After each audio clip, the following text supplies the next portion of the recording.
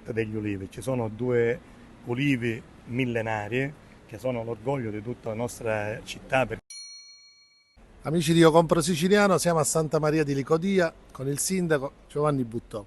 Salve sindaco. Ciao, buonasera a tutti. Noi qua ci troviamo in un sito storico del mio comune, Piazzetta degli Ulivi. Ci sono due ulivi millenari che sono l'orgoglio di tutta la nostra città perché da generazione in generazione siamo vissuti assieme a queste ulivi.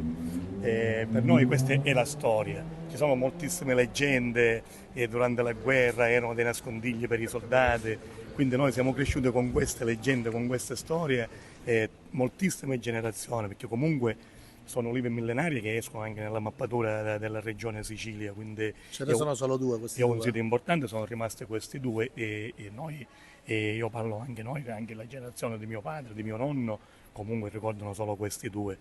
Quindi molto probabilmente questa era una zona di uliveto, però questi due hanno resistito sino ad oggi e noi ce le teniamo care e le custodiamo in maniera particolare. È solo un colpo d'occhio, quindi diciamo questo è un motivo in più per venire a Santa Maria di Licodia, venire a vedere questi bellissimi ulivi, queste opere d'arte. Poi di fatto sono opere d'arte perché se uno li guarda solo il tronco come si muove da solo e negli anni è cresciuto, quindi vi aspettiamo e continuiamo il nostro Anche, racconto. sì, anche perché Santa Maria delle Cortie è la città dell'olio d'oliva, Ah, e quindi quindi noi siamo in un territorio che si presta alla cultura degli olivi perché siamo intorno ai 440 metri sul livello del mare e poi abbiamo tutta la collina e qua noi abbiamo un anche extravergine questo. veramente DOC.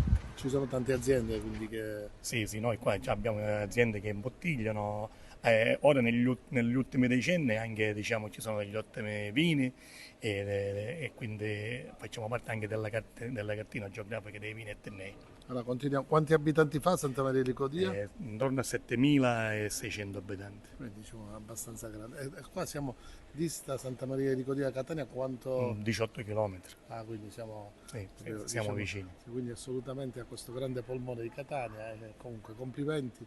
L'accoglienza è bellissima, ma i luoghi, e ne vedrete altri, sono stupendi.